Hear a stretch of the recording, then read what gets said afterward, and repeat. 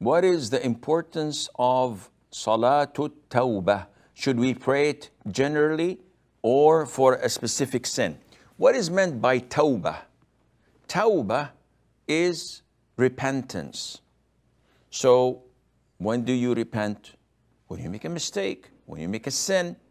So is there a specific prayer for repentance? The answer is yes. There is a hadith narrated by Abu Bakr, may Allah be pleased with him. And this was reported in Abi Dawood, the Sunan, where the Prophet said, alayhi salatu that whoever commits a sin and then he performs an excellent wudu, ablution, and prays 2 rak'ahs, seeking Allah's forgiveness, Allah will forgive him. So these 2 rak'ahs are for a specific sin. Whatever you do, whether a major sin or a minor sin, once you have committed it and you feel that you want to ask Allah to repent on you or upon you, then you offer these 2 rak'ahs. Now remember that there is a difference between repentance and seeking forgiveness. When seeking forgiveness, this is dua. I can say, Allahumma ghfirli, or astaghfirullah. I seek Allah's forgiveness. Oh Allah, forgive me. This is dua. Does it include repentance? The answer is no. Because it's something that I say. I may say it without intending it. While repentance is not something you say. Repentance is quitting the sin. So if I'm smoking and I say, oh, astaghfirullah, smoking is bad, man, this is awful, I should not do this. And I'm still continuing to do it. This is no repentance in here. It has to be accompanied by great remorse. The Prophet said, alayhi salatu wasalam, repentance, or he said, remorse is repentance. So without remorse, without the burning and the boiling of your heart over that sin you had committed, there's no repentance. So if I committed a sin and then I speak to others, Wallah, yesterday I did this sin, wow, man, it was a blast. Where's the remorse? I don't have any remorse.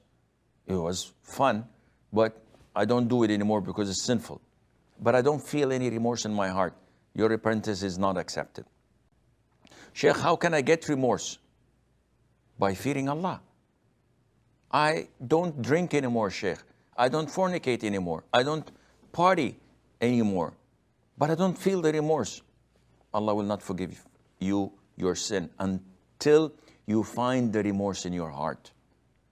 And this is attained by knowing Allah Azza wa Jal, knowing His beautiful names and attributes, knowing that He is severe in torment and punishment, and fearing His wrath.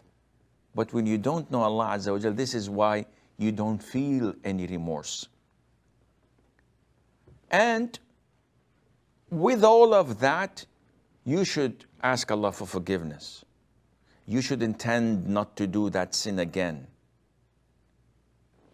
The whole package is called repentance. So it's different than seeking forgiveness. So whenever you commit a sin, go ahead, perform ablution, pray 2 rak'ahs, ask Allah for forgiveness. Sheikh, I do this every night. What do you mean? Every single night after Isha, I pray 2 rak'ahs of repentance. Of what? Over any sin that I have committed. Previously, presently, maybe in the future. It's my normal routine. No, this is wrong. What you're doing now is becoming an innovation, bid'ah. Why? Simply because the Prophet made a condition, alayhi salatu wasalam, that whenever you sin, so this has to be a particular sin that you're praying and offering these 2 rak'ahs for repentance, not generally speaking. And this is why so many of us make the common mistake of innovating in Islam. You think that this concept is good, you implement it without looking and researching whether it was done by the Prophet ﷺ and his companions or not. So many people after Fajr prayer, after dhikr is over, before they leave the masjid, they fall and prostrate, a long prostration. And when you ask them, they say this is prostration of expressing our gratitude to Allah. This was never done by the Prophet ﷺ or his companions. And continuing to do it every single Fajr or after every single prayer, this is a clear innovation that Allah is not pleased with. So be careful, and inshallah, Allah will forgive your sins.